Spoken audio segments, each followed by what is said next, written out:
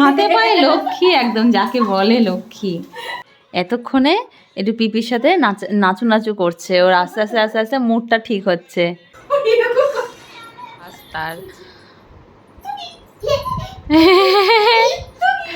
এ কোনো বসার জায়গা হলো?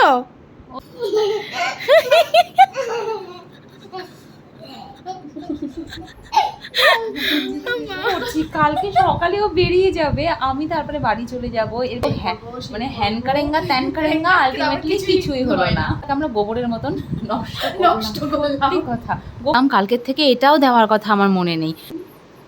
আর এটাও তোমার জন্য, ধরো বললাম এটা দিয়ে বেশ অনেকটা সময় কাটানো যাবে। টক টক টক।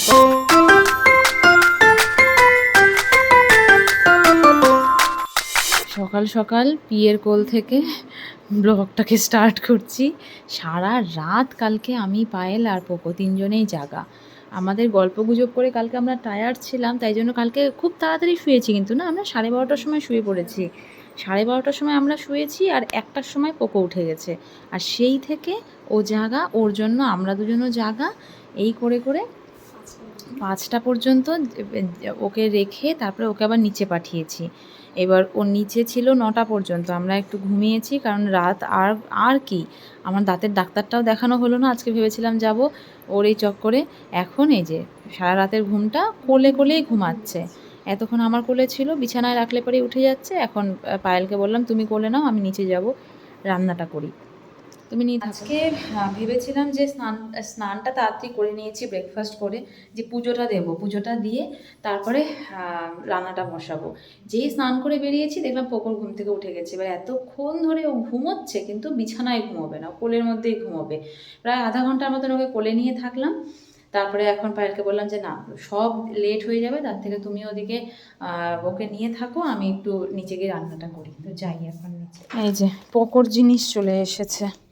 পোকর এই খুব দরকারি জিনিসটা, নাম, মোবাইল নাম্বার সব কিছু লেখা। পোকোর জন্য ডাইপার আমরা একবারে বড় প্যাকেটটা অর্ডার করি। এবার ওটার মধ্যে প্রায় 72টার মতন থাকে। এবার অত বড় মানে প্রায় একটা ছোট সুটকেসের সমান, ওটা তো আর সব জায়গায় ক্যারি করা যায় না।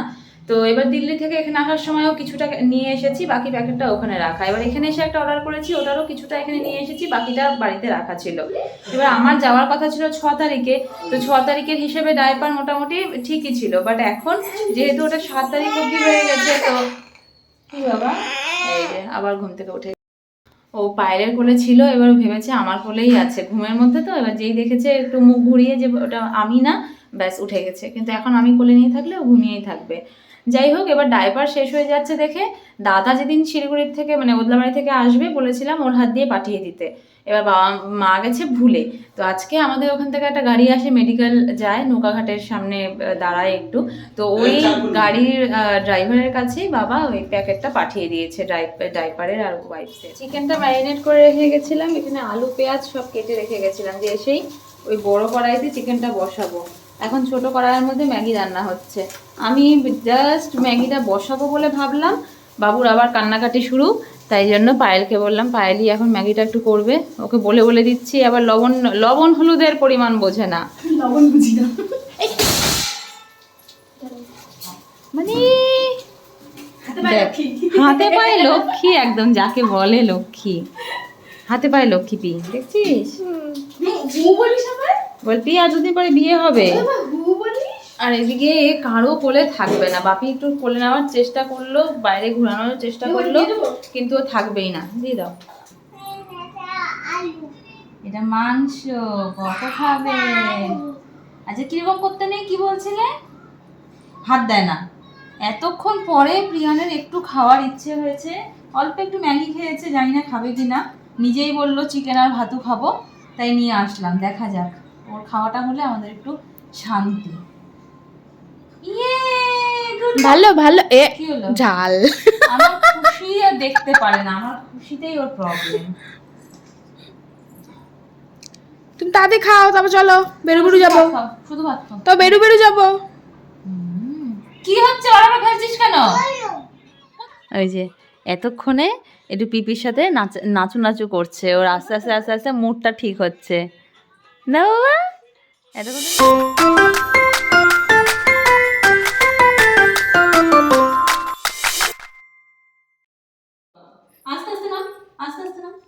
আস্তে আস্তে চলো। কি এলো এলো, চল কি খাবে? আমি খাবো। খাওয়া দাওয়া কমপ্লিট আমাদের। এখন পীর কাছে আবদার আমাকে ছাদে নিয়ে চলো। আমি তো আর যাবো না, এই গরমের মধ্যে খেয়ে দিয়ে উঠে ছাদে। তো পায়েল যাচ্ছে, ওকে এখন নিয়ে ছাদে। টাটা, যা পায়রা দেখে আয়, টাটা।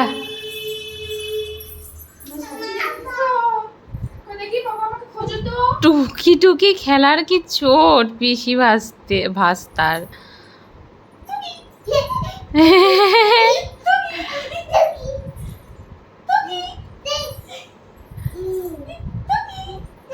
মুখ দেখাবে না, ও ভাবছে ওকে দেখতে পাচ্ছ না। ও দেখতে পাচ্ছে না মানে ওকেও দেখতে পাচ্ছ না, ওটাই টুকি ওর। কত প্যাকেট করে পাঠিয়েছে কটা হাগিস আবার। প্রথমে ছিল ওটার মধ্যে, এখন এটার মধ্যে 1000টা। হ্যাঁ হ্যাঁ হ্যাঁ হ্যাঁ, 1000টা গার্ডার দিয়ে সুন্দর করে মনে হচ্ছে এটাই হাগিসের প্যাকেট না, এটাই মনে হচ্ছে ডাইপারের প্যাকেট। প্যাকিং নাও, এটা তোমার সম্পত্তি, ওদলা বাড়ির থেকে এসেছে তোমার সম্পত্তি, নাও। খুশি? এবার মন ভরে, খুশি? মন ভরে। হ্যাঁ, এ কোনো বসার জায়গা হলো? ওর পকর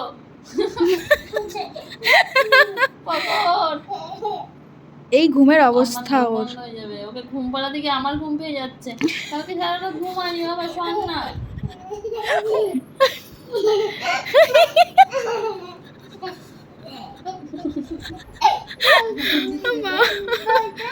পানি ছেলে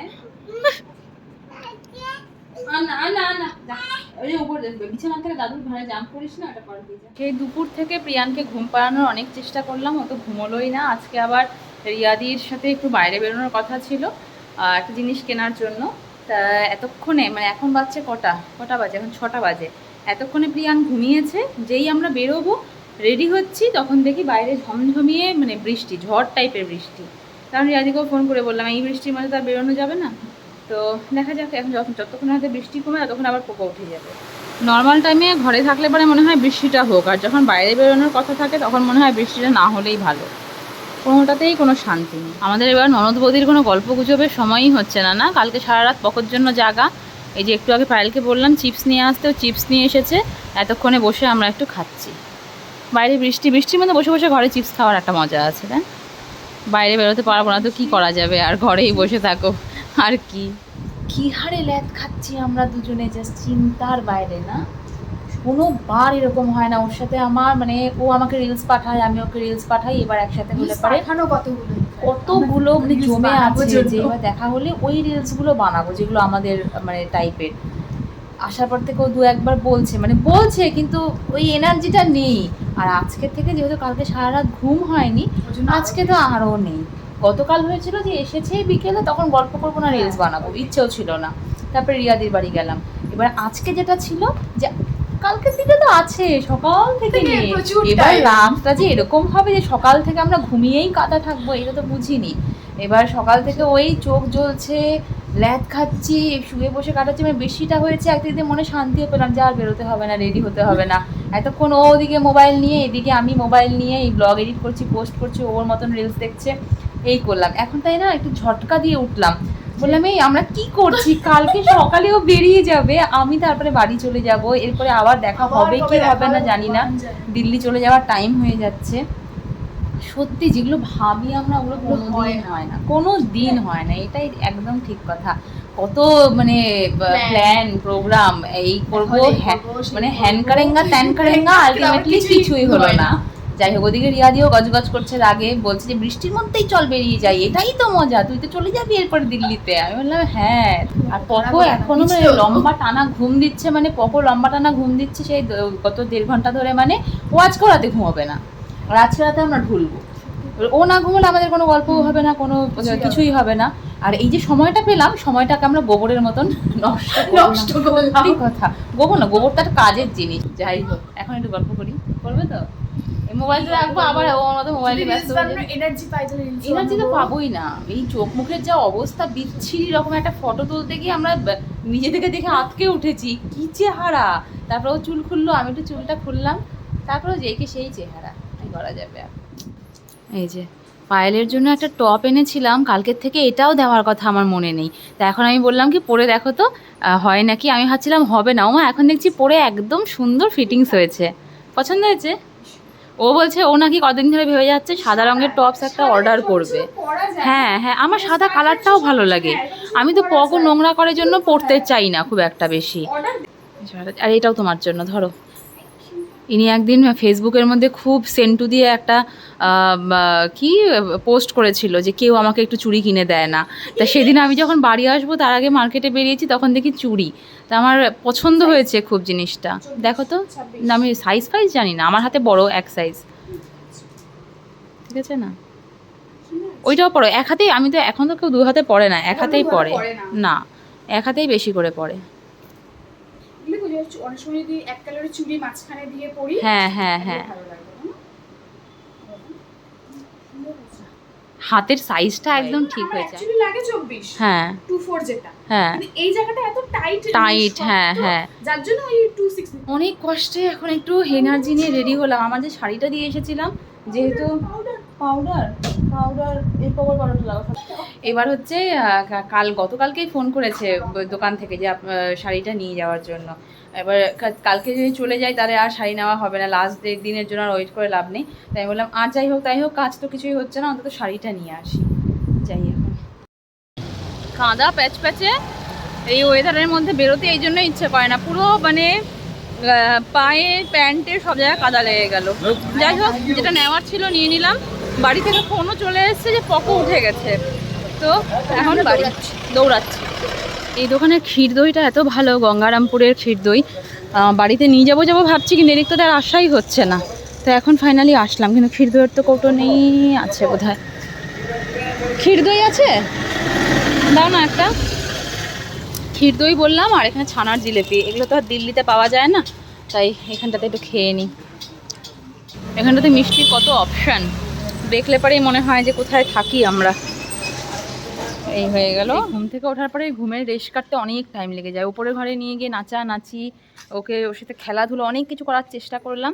ওর ফেভারিট সং পিকাচুতেও নাচ করলাম আমি আর পায়ে, কিন্তু ওর আর মুড ঠিক হচ্ছে না। তা ভাবলাম এখন বাইরেই নিয়ে আসি। এই যে বাইরে এনেছি, এখন যদি মুডটা ঠিক হয় না বাবা।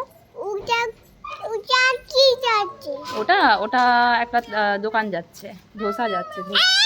ওরে বাবা, না না না না, টাচ করবে না, বলে টাচ করবে। রাস্তাটা দিয়ে হাঁটছি, এই গলিটার সামনে এসে বলছে যে গুড়িয়া দিদির বাড়ি যাব। বিকেলবেলা গুড়িয়াকে ছাদের থেকে দেখেছে খেলতে যেতে, আমাকে বলছে গুড়িয়া দিদি খেলতে গেছে। আমি বলছি আমি যাবে তুমি? বলে হ্যাঁ যাবো। তো রিয়াদিকে ফোন করলাম, রিয়াদি বললো যে গুড়িয়াও পাগল হয়ে গেছে, নিয়ে আয়। তো এখন নিয়ে যাচ্ছি গুড়িয়া দিদি। কি করবো? ডাল কি ভাতের সাথে? মানে তুমি সেদ্ধ ভাত বলছো? করো তো একটু গলা গলা করে, দেখি খায় না কেউ। ওই দেখ গুড়িয়া দিদি এসে গেছে। পকো খেতে চাচ্ছে না দেখে রিয়াদি বলছে একটু সেদ্ধ ভাত করে দিই, দেখ খায় নাকি। ও মা, গুড়িয়া দিদি যাবো পাগল করে দিচ্ছে। হ্যাঁ বললো তো, বলে খেলতে গেছে গুড়িয়া দিদি খেলতে গেছে, আমি খেলবো গুড়িয়া দিদির সাথে। হ্যাঁ, গুড়িয়ার সাথে খুব ভালো বন্ডিং হয়ে গেছে।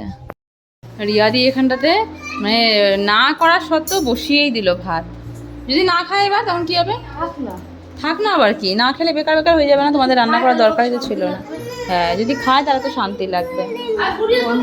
ছেলের গলা দিয়ে আওয়াজই নেই, যেই গুড়িয়া আর খেলনাগুলো বের করেছে ব্যাস চিৎকার শুরু হয়ে গেছে, গলা দিয়ে আওয়াজ বেরিয়ে গেছে। এটা কি ওটা কি, না না এখন এইটুকুই ওর জন্য কাফি। এটা কি ওটা কি সেটা কি। একটা ফিশ পেয়েছে পকো কি একটা ফিশ পেয়েছে? দেখি দেখি দেখি, ফিশ রান্না করছো তুমি? দেখি আমাকে দেখাও একটু, কটা ফিশ দেখাও আমাকে, কটা ফিশ? শুধু ফিশ দুটো? ওই জায়গার এই ব্যাগটা দেখলাম, এটা দিয়ে বেশ অনেকটা সময় কাটানো যাবে। টক টক টক, পকোকে বললাম একবার করলো, একবার করেই ব্যাস ধৈর্য হারা হয়ে গেল। আর আমার মনে হচ্ছে বারবার করে করি। এই যে পকোর খাবার চলে এসেছে। কত ভাত দিয়েছো? এটা তো ওর 10 দিনের খাওয়া। এত করে রিয়াদি সেদ্ধ ভাতটা করে দিল, কিন্তু কিছুতেই খেলো না। দুটো গ্রাস নিল মুখে, তারপরে খেলো না। আমি খেলাম ওই ভাতটা। এখন এই যে একটু জল খাওয়া যাবে, বাড়ি যাবো আমরা, চলো।